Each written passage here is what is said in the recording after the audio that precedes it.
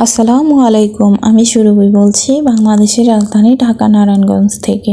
চলে এলাম আরও একটি নতুন রেসিপি নিয়ে। আমার আজকের রেসিপিটি হচ্ছে মাশরুমের মশলা বা মাশরুম কষা বা মাশরুমের ভুনা, যে যেটা বলেন। আশা করছি সকলে অনেক ভালো আছেন। আমি আলহামদুলিল্লাহ আপনাদের দোয়ায় অনেক ভালো আছি। তো আশা করছি আজকের ভিডিওটি আপনাদের কাছে অনেক ভালো লাগবে। আর যদি আমার ভিডিওগুলো ভালো লেগে যায়, রেসিপিগুলো ভালো লেগে যায়, তাহলে আমার চ্যানেলটি সাবস্ক্রাইব করে পাশে থাকা বেল আইকনে ক্লিক করে অল অপশনটি চালু করে দেবেন, যাতে করে নতুন ভিডিও ছাড়া মাত্রই নোটিফিকেশন চলে যায় আপনাদের কাছে।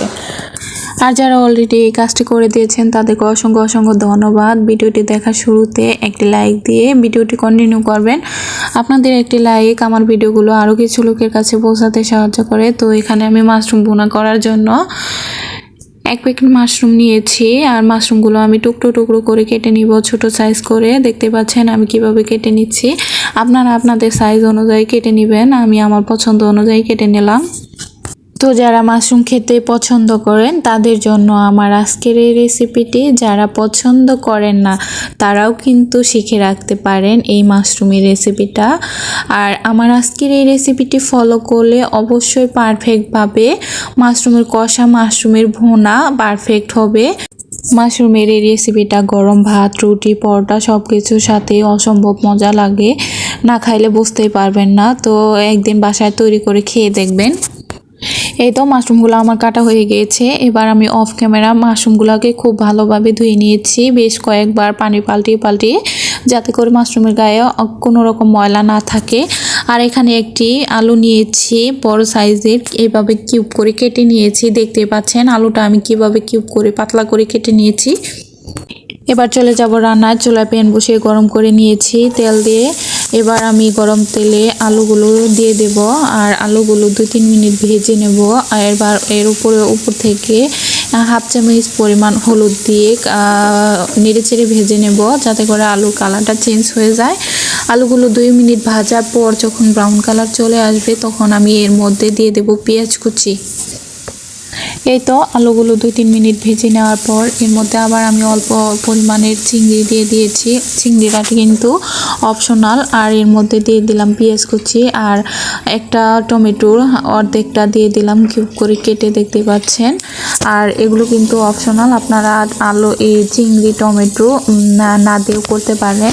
এটা আমার হাতের ধারে ছিল, আমি দিয়ে দিয়েছি, এটা অপশনাল। তো এগুলো কিছুক্ষণ ভেজে নেওয়ার পর যখন কালারটা চেঞ্জ হয়ে আসবে, তখন আমি এর মধ্যে দিয়ে দেব হাফ চামচ পরিমাণ আদা বাটা, আর দিয়ে দেব পেঁয়াজ বাটা 1 চা চামচ পরিমাণ, আর দিয়ে দেব রসুন বাটা 1 চা চামচ পরিমাণ। তো এগুলো আবার নেড়েচেড়ে অল্প কিছুক্ষণ ভেজে নেব, যাতে করে কাঁচা গন্ধটা চলে যায়। আর আমি এর মধ্যে দিয়ে দেব মরিচের গুঁড়া 2 চামচ পরিমাণ, আপনারা স্বাদ অনুযায়ী দিবেন, যে যেমন ঝাল খেতে পছন্দ করেন। আর দিয়ে দিব 1 চা চামচ পরিমাণ হলুদ গুঁড়া, 1 চা চামচ পরিমাণ ধনিয়া গুঁড়া, দিয়ে দেব স্বাদ মতো লবণ। আর দিয়ে দিলাম এর মধ্যে অল্প একটু পানি দিয়ে এগুলো নেড়েচেড়ে খুব ভালোভাবে কষিয়ে নেব।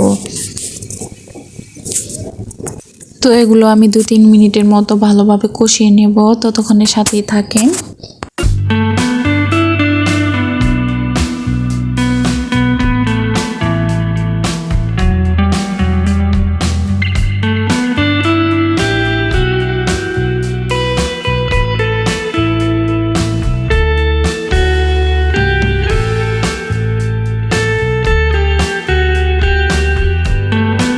সবগুলো উপকরণ আমি খুব ভালোভাবে 2-3 মিনিটের মতো ভালোভাবে কষিয়ে নিয়েছি।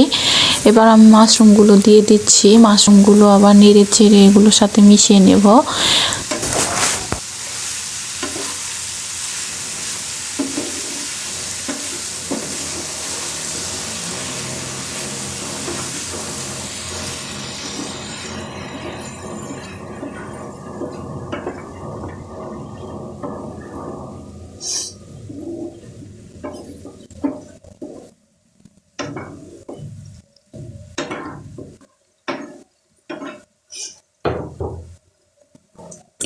এই তো এখন এগুলো আমি ঢেকে অপেক্ষা করব কিছুক্ষণ। তো ফিরে এলাম কিছুক্ষণ পর।